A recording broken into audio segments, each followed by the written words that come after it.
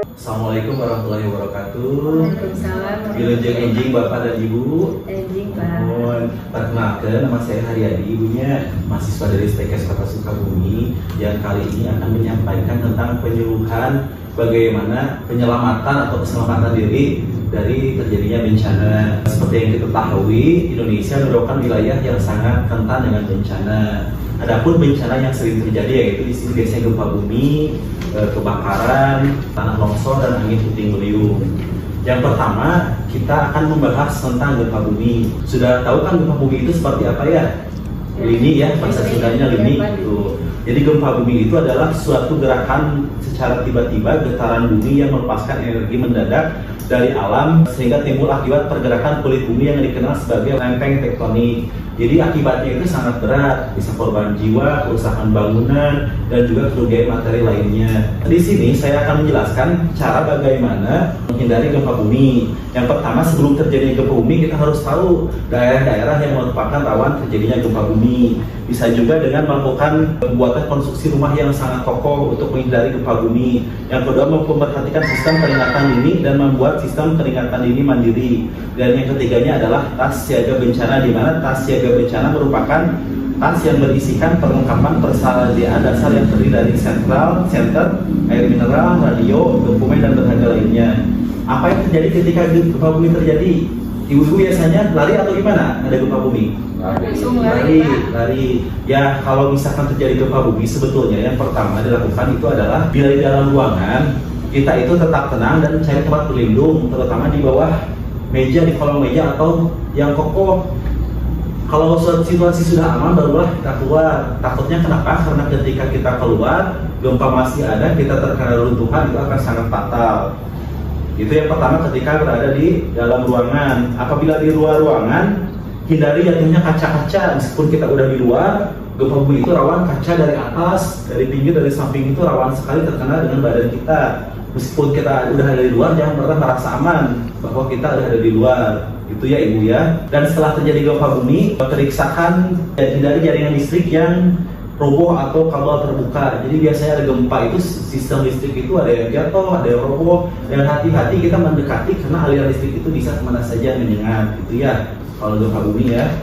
Yang keduanya adalah kebakaran. Kebakaran ya suatu bencana yang sangat ya sederhana tapi mematikan.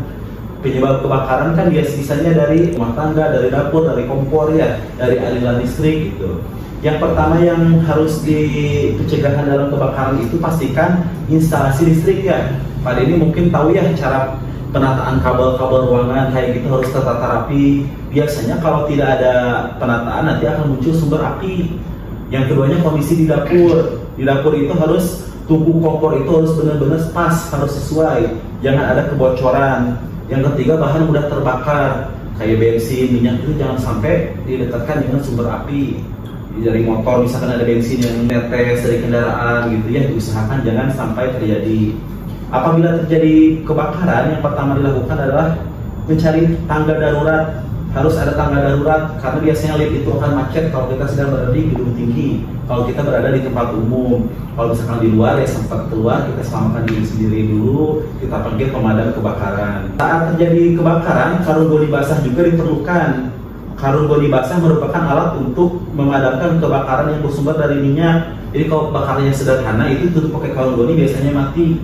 Kalau hal yang kecil, kalau misalkan lumayan besar itu ada yang namanya APAR, alat pemadam api ringan. Mungkin ibu bapak bisa cari di YouTube cara pemakaian APAR. Jadi itu alat yang sangat penting untuk dipunyai di rumah gitu ya. Bisa disemprotkan, tapi jangan sampai melawan arah angin, harus arah dengan arah angin supaya api cepat padam. Yang ketiga adalah tanah longsor. Kebetulan di Pabuaran ini adalah salah satu tempat yang rawan sekali tanah longsor. Ya, tanah longsor itu kan secara tiba-tiba biasanya terjadi malam hari ketika kita lagi tidur dan istirahat gitu. Cara mewaspadai tanah longsor itu yang pertama adalah tumpukan tanah yang gembur, yang tidak ada pondasi-pondasi itu harus diwaspadai.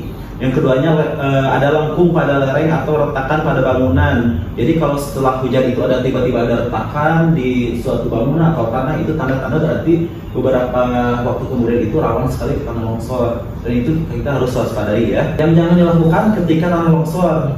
atau mencegah terjadian longsor. Itu jangan mendirikan rumah di atas lereng. Meskipun ada tanah kosong dekat di jalan, tapi di lereng di atas itu jangan dibangun, karena itu bisa menimbulkan longsor. Jangan membuat kolam di atas sawah irigasi yang lereng rawan longsor. Jangan melakukan penggalian yang berlebihan, jangan menebang pohon yang berlebihan, jangan tinggal di bawah lereng rawan pohon. Jadi intinya adalah penghijauan juga ya. Penghijauan itu akar itu akan menahan longsor. Kita hanya bisa mencegah, karena kalau udah terjadi longsor itu akan sulit sekali untuk dihentikan.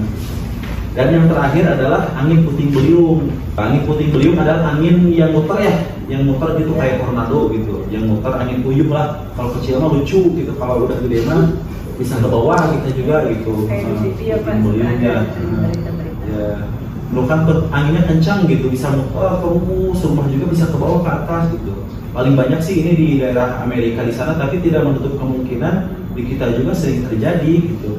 Yang pertama, kita bisa mengamankan diri menuju bangunan yang kokoh. Kalau angin yang besar gitu, kalau ke kayu-kayu rumah yang permanen itu pasti kesapu gitu. Terus jangan berada di bawah pohon atau sesuatu yang dapat menimpa. Terus apabila terpaksa berteduh, hindari potensi terkena material lain sekitar kita seperti lembaran seng yang dapat tertiup angin. Seng-seng yang tajam itu bisa kebawa angin, nanti menimpa diri kita sendiri. Jadi hindari dan amankan diri, jangan berteduh di pohon dan berteduh di tempat yang kokoh. Jika sedang berada di dalam rumah semi permanen atau kayu, segera keluar rumah untuk berlindung. Bersabarlah untuk tetap berlindung di tempat aman, dan puting beliung itu biasanya terjadi 5-10 menit. Kalau udah aman sampai 15 menit baru kita boleh keluar. Dan terakhir mungkin jangan lupa berdoa kepada Allah Maha Yang Kuasa ya.